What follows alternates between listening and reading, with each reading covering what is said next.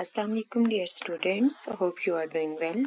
Today I am going to start exercise 4.4 question number 2. Suppose that the third term of a geometric sequence is 27 and the fifth term is 243.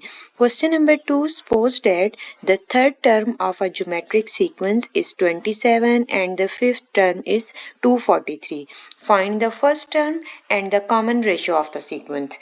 Given that the third term of a geometric sequence is 27 and the fifth term is 243. According to general sequence, A1 is equal to A1, A2 is equal to A1R, A3 is equal to A2R square, A4 is equal to AR cube, and A5 is equal to AR4. Third term is equal to 27, fifth term equal to 243. A3 is equal to AR square, which is equal to 27, and A5 is equal to AR4, AR की power 4 equal to 243. Find first term and common ratio. First, according to common ratio, second term divided by first term, third term divided by second term, fourth term divided by third term, fifth term divided by fourth term. A3 is equal to 27 and A5 is equal to 243. Divide second by first. Second by first, A5 divided by A3 which is equal to AR4 divided by AR square. आपके पास A के साथ cancel हो जाएगा, R square R4. आपके पास R4 R square into R square which is equal to R4. तो आपके पास remaining क्या आ जाएगा, R square is equal to like आपके पास आ जाएगा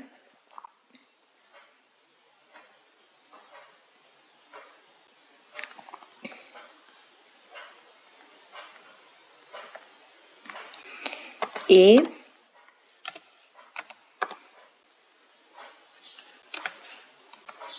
AR4 divided by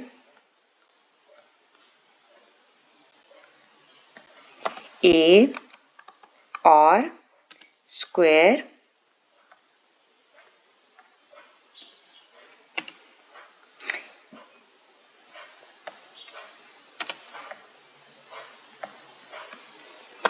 AR4 divided by AR square A के साथ कैंसिल हो जाएगा. आपके पास ये जो R4 है आप इसको स्प्लिट करके लिख सकते हैं R square into R square.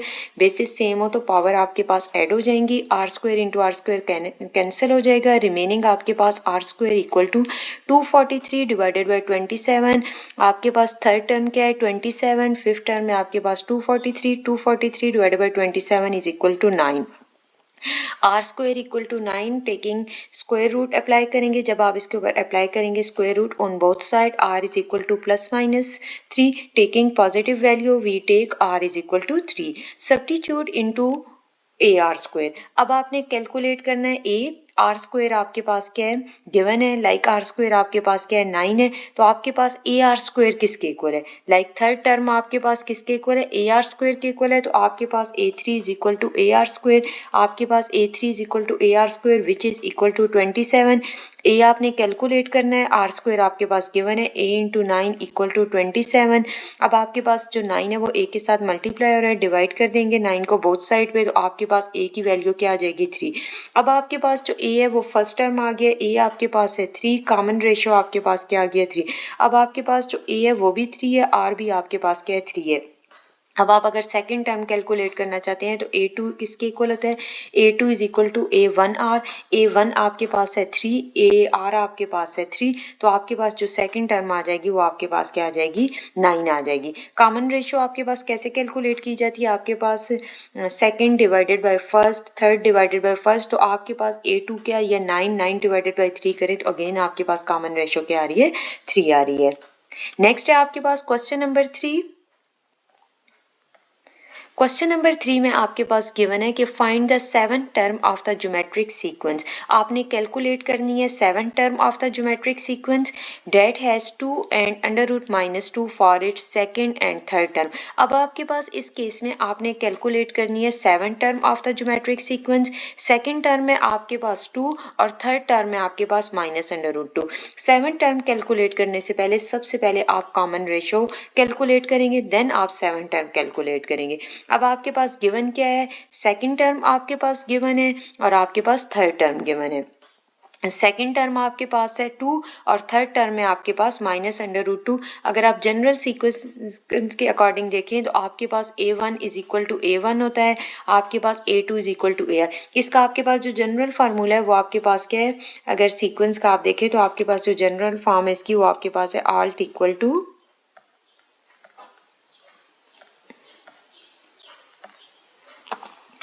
AN is equal to like A1 ये सिंपल आपके पास फर्स्ट टर्म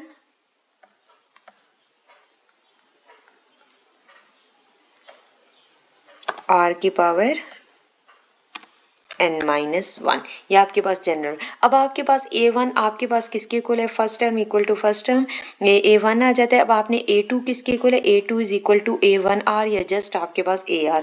A3 आपके पास किसके इक्वल आ जाएगा, A3 = AR²। अब आपके पास सेकंड टर्म गिवन है वो आपके पास क्या है 2, थर्ड टर्म में आपके पास -√2। डिवाइड करेंगे आपके पास second divide second by first, तो आपके पास क्या आ जाएगा, जब आप सेकंड डिवाइडेड बाय फर्स्ट करेंगे तो आपके पास AR² डिवाइडेड बाय AR आ जाएगा। तो इस केस में आपके पास क्या आंसर आ जाएगा, R = -√2 डिवाइडेड बाय √2। अब आपके पास यहाँ पर देखें आपके पास आंसर आ गया। जैसे ही आप कैलकुलेट करते हैं आपके पास क्या आ जाता है,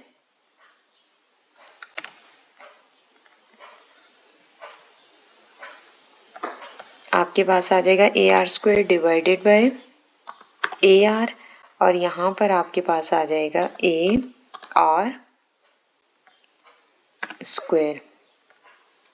तो आपके पास A के साथ कैंसिल हो जाएगा, R के साथ कैंसिल हो जाएगा। अब आपके पास AR² क्या है -√2 और आपके पास R जस्ट क्या आ जाता है, आपके पास सॉरी AR है 2, तो आपके पास क्या आ जाता है कि -√2 डिवाइडेड बाय 2, ये आपके पास आ गया R का आंसर।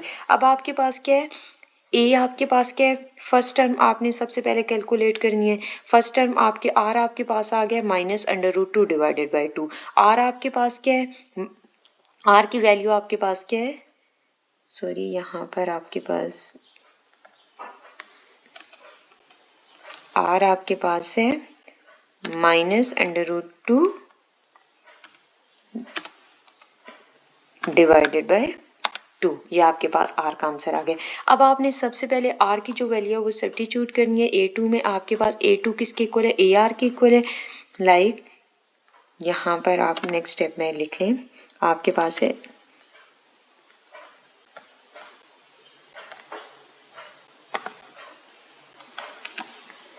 आपके पास आ गया A2 किसके इक्वल है, आपके पास A2 है AR के इक्वल, AR के इक्वल, और वो आपके पास किसके इक्वल है, 2 के इक्वल है। अब यहाँ पर आपने नेक्स्ट स्टेप में करना है,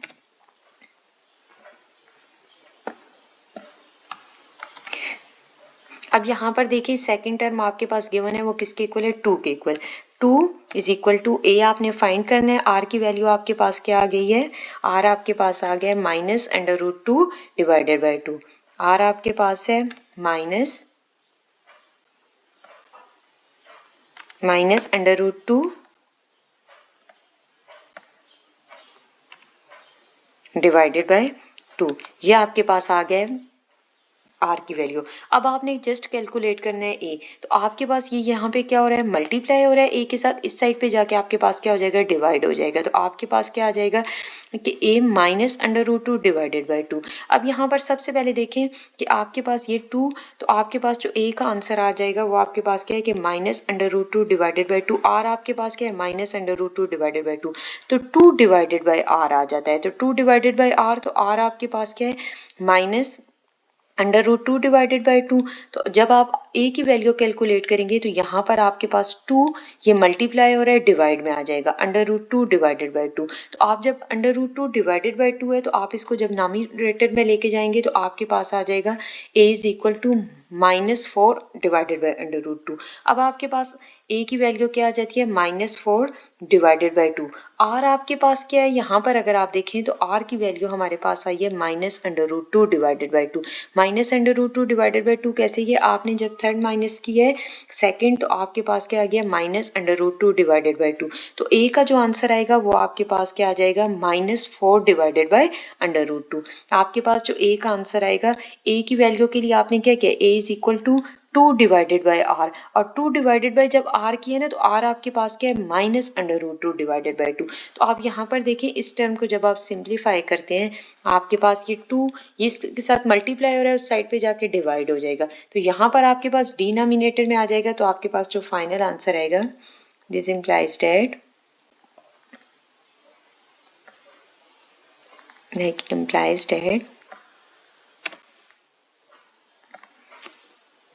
a इज इक्वल टू 2, और आपके पास ये मल्टीप्लाई हो रहा है, डिवाइड हो जाएगा, जब आपके पास नॉमिनेटर में जाएगा तो आपके पास आ जाएगा 2 मल्टीप्लाई 2 डिवाइडेड बाय, आपके पास सॉरी यहाँ पर आ जाएगा -√2। अब आपके पास 2 इंटू 2 आपके पास क्या हो जाएगा, 4 हो जाएगा। तो आपके पास जो फाइनल आंसर आएगा a का वो आपके पास क्या आ जाएगा, implies that a is equal to 2 into 2 like -4 divided by √2, यह आपके पास a का आंसर आ जाएगा। अब यहाँ पर आपके पास a डिवाइडेड बाय वही बात है। अब नेक्स्ट आपने कैलकुलेट करनी है 7 टाइम। 7 टाइम आपके पास क्या आ जाती है, a7 is equal to AR² AR power 6। r आपके पास क्या है, -√2 डिवाइडेड बाई 2। r की जो वैल्यू है वो आपके पास क्या है, r आपके पास है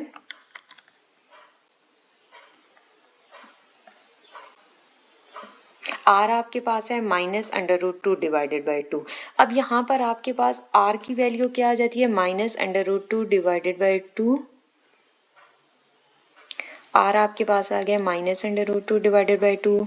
a2 is equal to AR, good. अब आपके पास a का जो आंसर आ गया वो हमारे पास आ गया -4 divided by 2। a7 is equal to AR power 6। AR² 1 divided by 2 कैसे बने r। अब यहाँ पर देखें आपके पास r is equal to r आपके पास ये है, अगर आप r का स्क्वायर लें, r के ऊपर जब आप स्क्वायर अप्लाई करेंगे, दिस इम्प्लाइज दैट, आसानी के लिए आपने कर दिया है, r के ऊपर जब आप स्क्वायर अप्लाई करेंगे, r square is equal to, R के ऊपर जब स्क्वायर अप्लाई करेंगे माइनस पॉजिटिव हो जाएगा, √2 के ऊपर स्क्वायर अप्लाई करेंगे तो आपके पास स्क्वायर रूट जो है वो आपके पास स्क्वायर के साथ कैंसिल हो जाएगा, तो आपके पास आ जाएगा 2 डिवाइडेड बाय 4। फिर जब आप इसको सिंपलेस्ट फॉर्म में लिखेंगे तो आपके पास आंसर आर स्क्वायर किसके इक्वल आ जाएगा, 1 डिवाइडेड बाय 2। अब आपके पास आर स्क्वायर किसके इक्वल है, 1 डिवाइडेड बाय 2 के इक्वल है, तो R6 किसके इक्वल आएगा, R6 आपके पास आ जाएगा 1 डिवाइडेड बाय 8। R6 आपके पास किसके इक्वल आ जाएगा, 1 डिवाइडेड बाय 8 के इक्वल आ जाएगा। अब आपने कैलकुलेट करनी है 7 टर्म, तो 7 टर्म के केस में आपके पास क्या होगा कि आपके पास A7 is equal to AR6, AR power 6। अब आपके पास A7 A आपके पास किसके इक्वल है, -4 डिवाइडेड बाय √2, -4 डिवाइडेड बाय √2, ये आपके पास किसका आ जाएगा, a की वैल्यू आ जाएगी, और R6 1 डिवाइडेड बाय 8। तो आपके पास जो फाइनल आंसर आएगा वो आपके पास क्या है, A7 is equal to -4 divided by √2 into 1 divided by 8।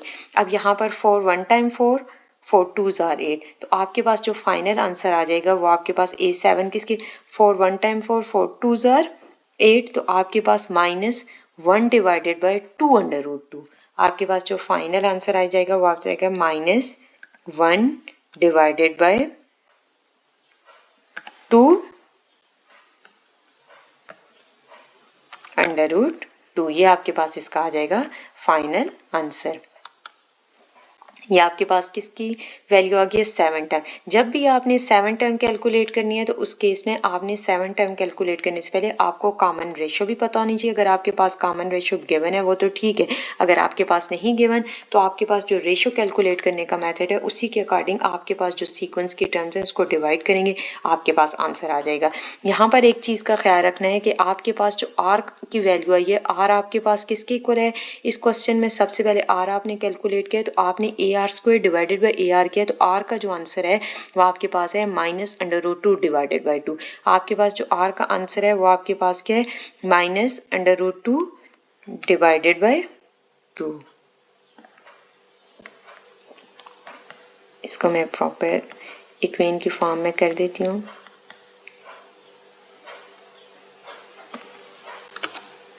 यहाँ पर आपके पास इस फॉर्म में तो आर की वैल्यू आपके पास क्या आ गई है -√2 डिवाइडेड बाई 2। A2 आपके पास ए आर के इक्वल है, आपके पास आर गिवन है -√2 डिवाइडेड बाई 2। ए की वैल्यू आपने कैलकुलेट करनी है तो सेकंड टर्म आपके पास गिवन है 2। तो यहाँ पर जैसे ही आर की वैल्यू इसमें पुट की है तो आपके पास ए का क्या आंसर है। इस टर्म को ये आपके पास मल्टीप्लाई हो रही है, इसके साथ जाके डिवाइड हो जाएगी तो 2 डिवाइडेड बाई -√2 डिवाइडेड बाई 2। जब आप डिनोमिनेटर को नॉमिनेटर में शिफ्ट करेंगे तो आपके पास जो ये रेसिप्रोकल की फॉर्म है तो इसका आपके पास रेसिप्रोकल आ जाएगा 2 डिवाइडेड बाई -√2 हो जाएगा, लाइक 2 मल्टीप्लाई 2 डिवाइडेड बाई, तो ए का जो आंसर आएगा वो आपके पास क्या आ जाएगा -4 डिवाइडेड बाई √2। ये आपके पास ए की वैल्यू आ जाएगी। फिर 7 टर्म कैलकुलेट करनी है तो 7 टर्म कैलकुलेट करने के लिए आपके पास क्या होना चाहिए कि आपके पास A7 is equal to AR power 6। तो आपने R गिवन है, आपने सबसे पहले R का स्क्वायर लेंगे तो आपके पास क्या आ जाएगा, R का जैसे ही स्क्वायर लेंगे 2 डिवाइडेड बाई R, तो आपने 2 डिवाइडेड बाई R किया है तो यहाँ पर आपके पास ओके ठीक है वैल्यूज पुट करें तो R का स्क्वायर लिया है 1 डिवाइडेड बाई 2 आ गया तो A7 का आंसर आ गया। Thank you so much.